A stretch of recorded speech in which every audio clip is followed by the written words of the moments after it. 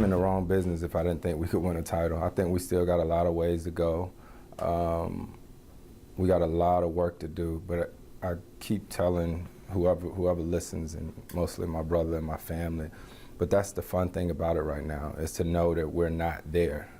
You know, if we were there already, I'd really be scared, but to know that we can still keep getting better at things offensively and defensively is fun. This process has been a lot of fun. They're not there yet. Where's there? Doug Collins taught me a word, sodium pentothal.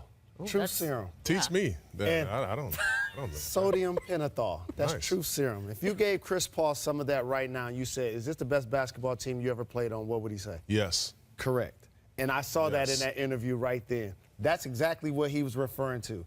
We're really good right now. We're dominant right now. And I see that we can get better. We can really face a Golden State Warrior team that I faced as a member of the Clippers, that they were flat out better than us, and they owned us. So I see that level of confidence that he has. Very confident. He's having a good time. He loves his teammates. They love playing with one another. Chris is a guy, I played with Chris not only, you know, with the Clippers, but USA Basketball before. He's one guy that I just feel he's a winner. He hadn't won yet, but the way that he approaches the game, the way that he competes until the bell goes off.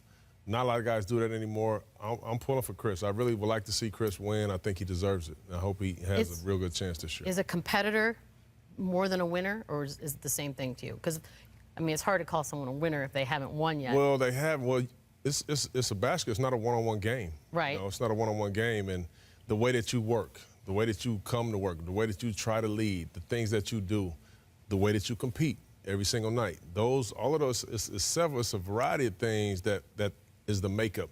Now, there are some players that I think are winners that are not great players, right? They're just on a team, but they do it right every time. They want to win. They don't care about anything else. And I think Chris is one of those guys. So, Rockets are bringing in the second best scoring offense in the league. Yes. And Cleveland hasn't really shown much that they can do anything to defend against that. Chauncey, They help have us. really struggled defensively. And look, these are the dog days of an NBA season. Played 50 games. You're waiting on All-Star break. A lot of teams can drop some games, right? This team is scary, though, because there's just no togetherness. And we're going to go to the tape, and I'm going to just show you a couple examples Who of do you that. think you are, Mr. Big Shot? Nice, nice. So right here, you talk about bad body language, pointing fingers, blaming others. This is right here on the ball, pretty good defense in the pick and roll. However, everybody has to get in a better position. LeBron needs to be at the top of the charge circle. And you talking elbows and boxes for Wade and Corver. Now, as the play continues on, they end up giving up a dunk. Look at LeBron's body language. I don't understand that, especially when he's the guy that could have stopped the dunk. Now, we talk about botched defensive sets. Balls going away from the screen, away from the shooter. You're not supposed to lock and trail J.R. Smith. You're supposed to shoot the gap. But since you don't, you put a lot of pressure on Kevin Love. And Tristan obviously is worried about the basketball. They fall asleep right here, but again, we watch Kevin Love.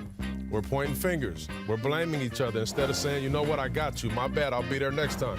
Now we talk about a lack of effort. Now this is just crazy. 9 people below the free throw line right here. 9 people. This is my favorite. 1 rebound, and look at what the Pistons turned this into. I could have ran with this A squad. 2-on-1 fast break. That's just no Isaiah. effort, no energy. This is now my we favorite. look at them in the pick and roll. Mine too. Seemingly they look like they're in good positions. 2 guys in the paint. Kevin Love's in a good position. It's 19 seconds on the shot clock. And they down 12. Now you look at right here. This right here says everything. 2 seconds later, it's 17 on the shot clock. There's 5 players looking at DeJounte Murray lay up the basketball. No resistance, no physicality. This is what this team has become on defense. That, to me, is bigger than just going through a slump or just having some issues. No, there's no synergy here. They're not in concert together.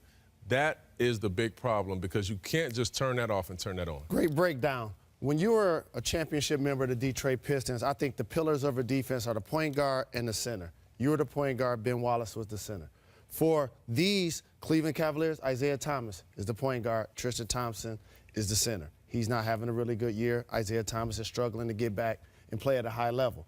I don't think their defensive woes are going to change much. I think they're going to be able to get timely stops if they really start to play a lot harder.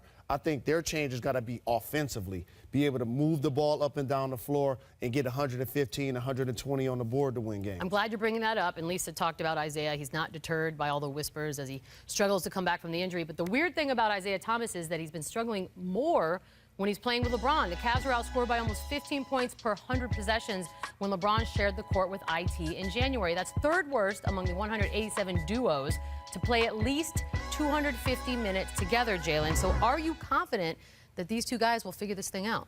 I'm still one of these people that's going to have faith in Isaiah Thomas. I just saw so much last year, a guy averaging 29 points, leading the #1 seed in the Boston Celtics, that he's going to find a way to get his game together. But he's not going to solve their defensive woes. Again, it has to be on the offensive side of the ball where the remarkable change has to take place. That's 15 points from last season. Clearly, he's playing with a different team. Clearly, his usage is a lot different, but the field goal percentage is what jumps out at me. He has to be a big-time scorer. One of the best things that could have happened in that dynamic, not for the team overall, is that Kevin Love isn't there. He goes from being the third option to the second option. Now that may give him a chance to get going. I think the biggest thing about it, you say, are you confident these two will get it together?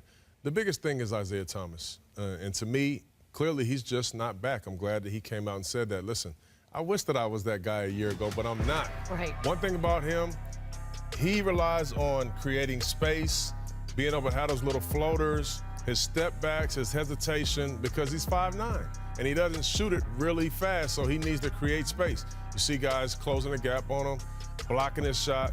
He just needs reps. He just needs to get back in the gym, practice time, 3-on-3s, 2-on-2s, 1-on-1.